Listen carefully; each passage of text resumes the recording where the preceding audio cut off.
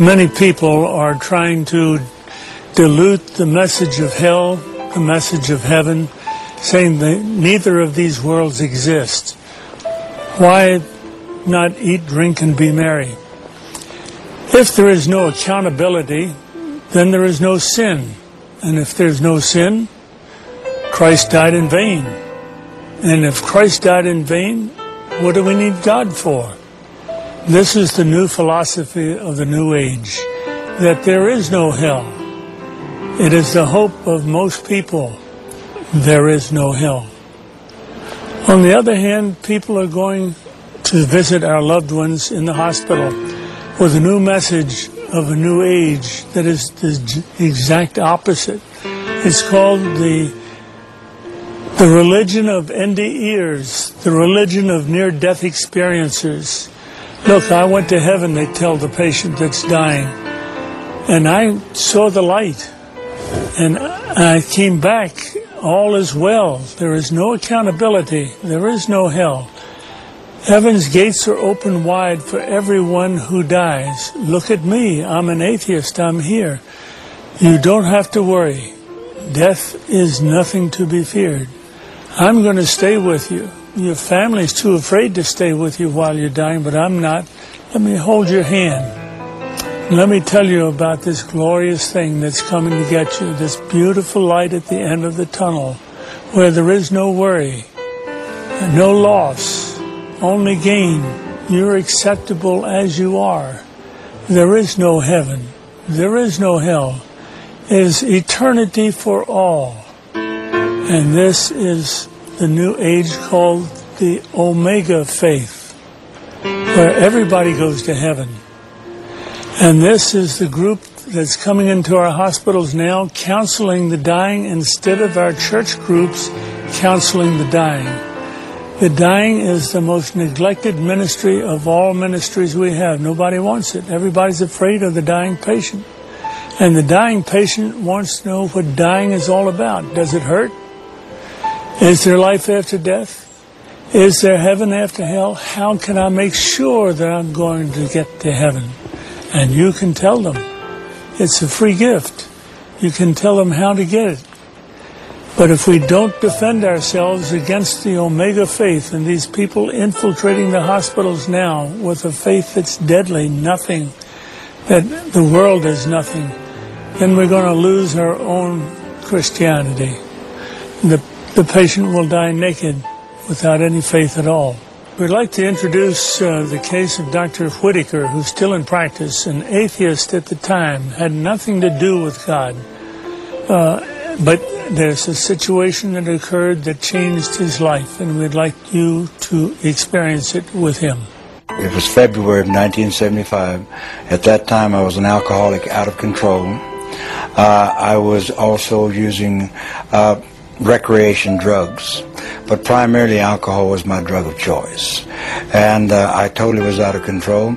And I had a lot of friends in the entertainment business, and Hoyt Axton happened to be one of them, Ringo Starr, and a bunch of people. And so they were having a TV special on the West Coast. And so Hoyt had called me and asked me if I would like to go or come out. And I told him, yeah, I'd love to, because I knew there was going to be a lot of booze, I knew there was going to be partying, and while they were doing their special, I was doing my thing. And so after about 3 or 4 days out there, I became ill, and by ill I mean I had a severe pain in my abdomen. I flew into Oklahoma City and called a senator friend of mine and told him I had to have a car because I was ill, I was sick. So they sent a car and they took me home, and I checked into the hospital at Wadley Hospital in Texarkana in February of 1975.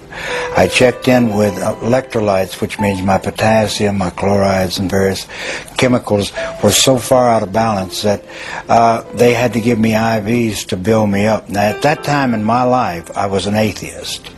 I was a hardcore atheist and was living for myself. Atheists are self-centered, and they live for themselves. And this is where I found myself in 1975 in the hospital, and they took 3 days, and then they operated me. And when they operated me, I found myself in intensive care. I woke up on a respirator, which means they were breathing for me. I couldn't speak, but I had been laying there in a coma, and I had heard these people talk about how sick I was, and how I was going to die, and how I wouldn't get out of the hospital. And at that time, my hair was very, very long, because I just wore my hair long. And I heard one guy say, his hair is long, and another guy said, not nearly as long as it's going to be before he gets out of here. And a third voice said, he's not going to get out of here, he's going to die. And after 3 days, I could breathe on my own. And I remember my doctor, my surgeon, a guy by the name of Donald Duncan.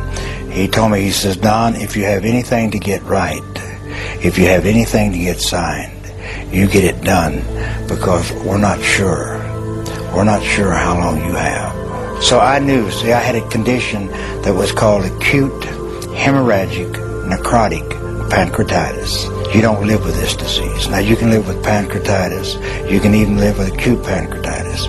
But you do not live with acute hemorrhagic necrotic pancreatitis. Duncan had told my 2 sons that I would be dead before morning.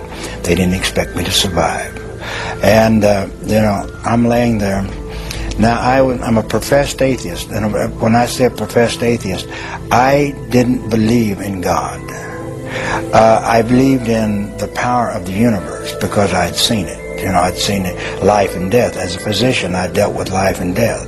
I believed in something, but don't talk to me about God, and surely don't talk to me about a resurrection or a virgin birth or this type of thing, because I am in research science.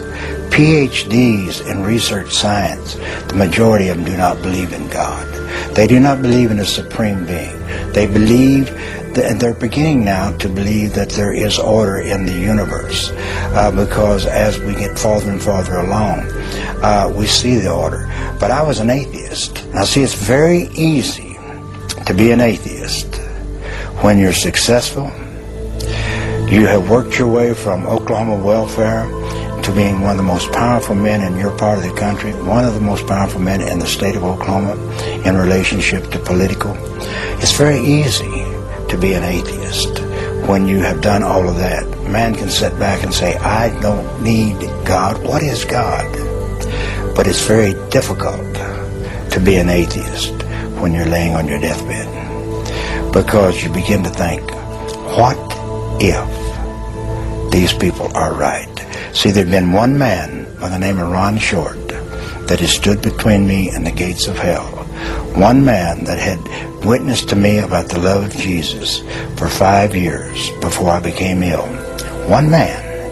And, I would debate him, and I liked him because he did what he said he was going to do. I mean, he was the only one that I saw that professed to be Christian, that lived what he said he was going to do. And so I really respected him. I didn't believe what he said, but I respected him.